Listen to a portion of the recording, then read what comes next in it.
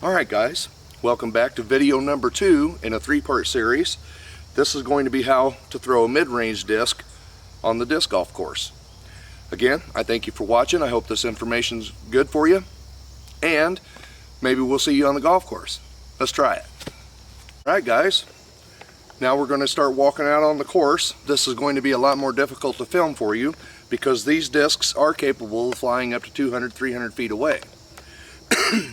Now, I don't have a drone in the air, so what we're going to do is I will show you when they leave, and then we're going to guesstimate it about how far it went.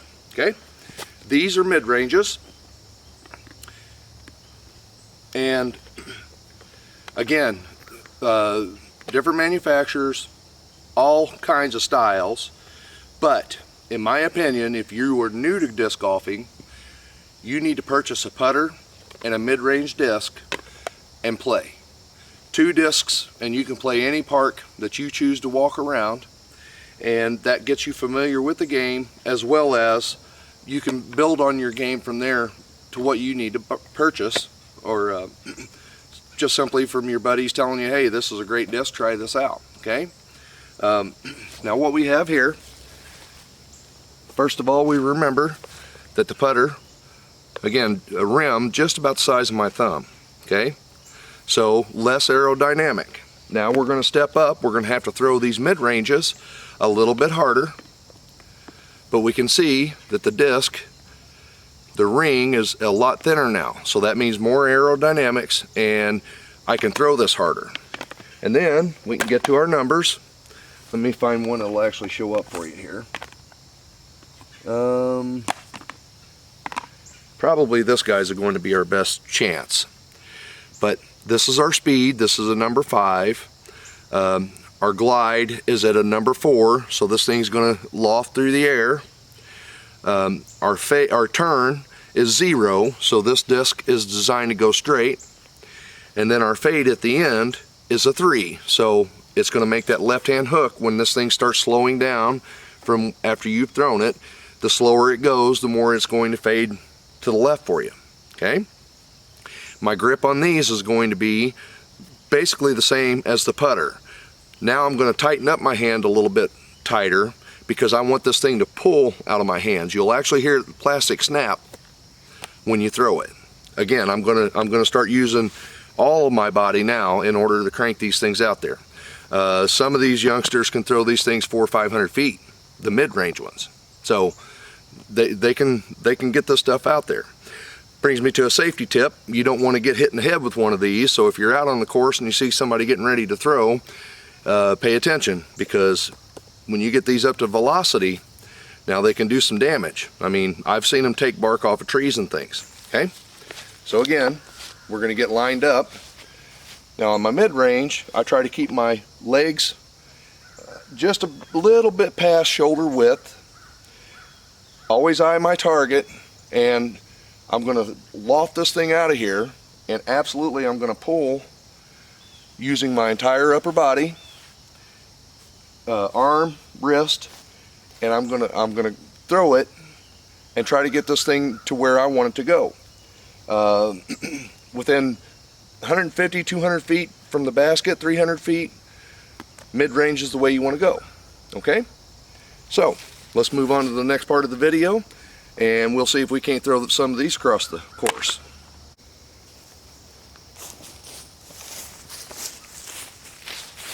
Alright guys, I'm going to stand here on the pad and try to get the best view I can for you to show you where my body is at. In typical up shots with a mid-range, you'll be standing still. We're not at the point to where we really need to take a run unless I need to make 200, 300 feet with this thing. So I'm going to be standing still. I'll plant my feet, and again I'm going to try to get my legs about shoulder width apart, eye my target up, and then never, once you get your target picked out, don't take your eye off of it. Now I want this thing to come as straight parallel with my body as I can. I'm going to lean forward a little bit on my right leg. Got my target, and then let it go. like I said, this is more challenging than what it looks like. Hard to film for you, but we're going to do our best. Hit a tree with that one about 20 feet off the pad here. That one didn't go far. Let's try another one.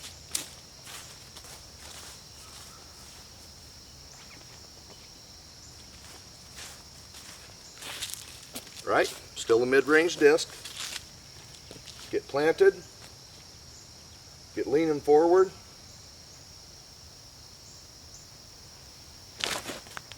There we go. That one made 150 feet.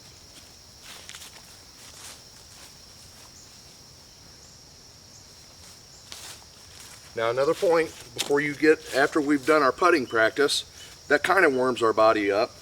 But at this point, now we're really starting to apply some power. So make sure you've got your body stretched out. This is great exercise, I'm telling you. If you haven't tried it, you need to look into it. Again, now it's an inexpensive hobby or sport. These things range from $20 and down. You can buy them as cheap as $6. And a mid-range and a putter is truly what you need to start with. So for less than 40 bucks, you can walk around the park and have a good time. Okay, get my feet planted, grab my target, and let it go. Oh, that was a nice shot. Yeah, that was 200 feet there. All right, I'm going to gather up some plastic. We're going to walk back up here, put a longer lens on the camera for you, and we'll see if we can actually see these things fly down through the yard. Now, another thing to remember about these mid-range, as well as our putters, is now we can start shaping shots too. Because it's a slower speed disc, I'm able to loft this thing up in the air and get it to turn back and go around trees, around any type of obstruction that may be on the course. That's what a mid-range is for. We're attempting to shape shots instead of make distance. Okay, so again, mid-range and a putter pretty well get you around any course. Using the fan grip, and again, I'm really gripping this in my hands now when I throw it. Okay, let's see if I can get you lined up here where you can see. Now, again, I'm planting my feet a little bit past shoulder width. I'm going to lean into the shot and see if I can get this down range. And if you can see, there's a big tree down there. That's what I'm aiming for.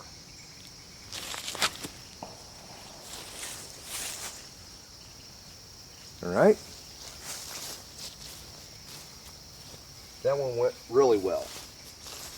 Not a whole lot of body movement here. Again, once I pick my target, I don't want to take my eye off of it once I get planted. Holding this as flat to my body as I can. I'm bringing this across my chest. And if you listen real close when I let this go, you should hear a snap from this plastic coming out of my hands. That's how tight I'm gripping this, okay?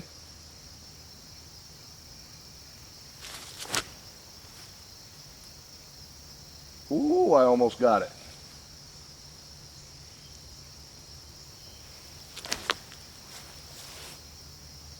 That one not so much, but it's still got good distance. Let me walk down there and grab those. All right, I've got a little bit larger lens on the camera for you, and I've also set a chair down there. That chair is where we're aiming for. That gap is what I would like to go through. On this particular hole, now I'm just showing you how to use these mid-ranges, but this is hole number 1 here on our course. We are 543 feet to the basket that's way off in the background there. You can't see it on the camera. It is a par 5 hole, so we have a lot of trees and everything. Once we get past the main part of the yard, that is truly where I would start using my mid-ranges at. But to give you an example as to how these work, and again, I've got you zoomed in a little bit, so I might look a little bit large in the camera, or larger than normal, I should say. Let's see if we can hit that chair.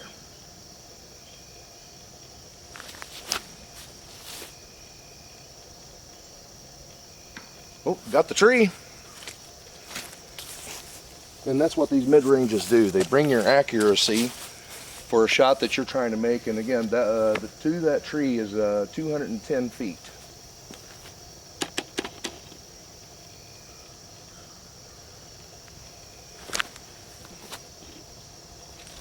Not bad. And you can see how they're fading. Again, all of these with a backhand throw like I'm doing will fade to the right, be it putters, mid-ranges, or even your high-speed discs. That's what our numbers represent. It's going to tell us how much this thing is going to slow down and fade before we get to the final part of its flight. That helps you shape your shot. A little low, but still on target. All right, let me grab those. Now, that chair is my potential basket. I want to try to get as close to that chair as I can with this mid-range disc, so I don't have to do a 40 or 50 foot putt if I don't have to. But that is attempting to get to that. And again, that's about 210 feet. You have a lot of control with these mid-range plastics. You can, again, shape your shot. Depends on how you need this thing to drift in and out. And that determines, when you're shaping a shot, on how hard you throw these, the speed at which you let this thing go. Okay? Again, that is technique that takes practice. There are some young men that can throw this stuff and probably almost put it in your shirt pocket for you if they chose to. So, I'm glad I don't have to golf against those guys. Let's try this. A little bit far out. Oh, we was close. Again, you get your friends and family going with this stuff, and it really does get competitive as well. You can decide who loses the game's got to buy lunch or something like that, right?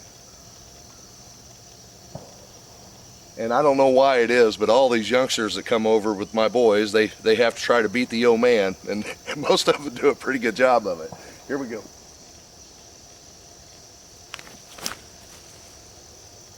A little bit much to the left, so that one would leave me that 30-foot putt that I don't want to do. Let's see if we can get this one right in the old seat of the chair.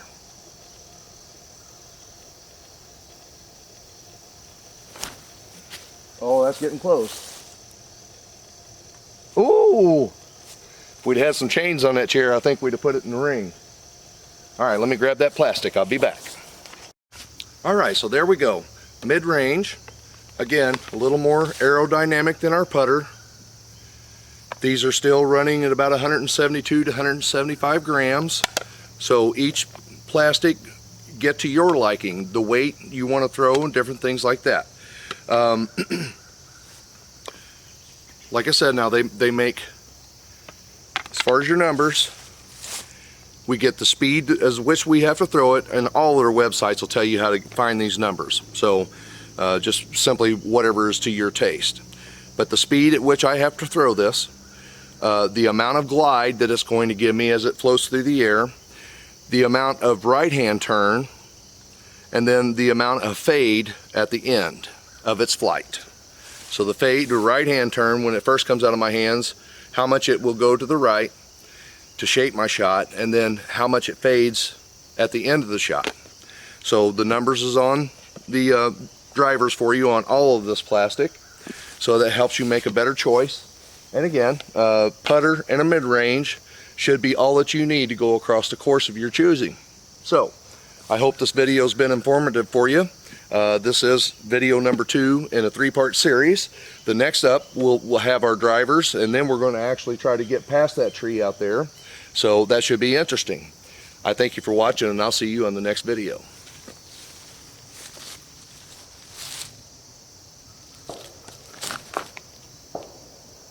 Too low.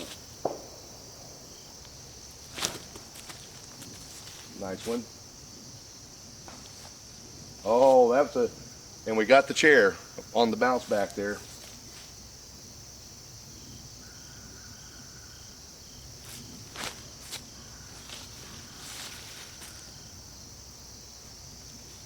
Perfect. Thanks for watching, guys.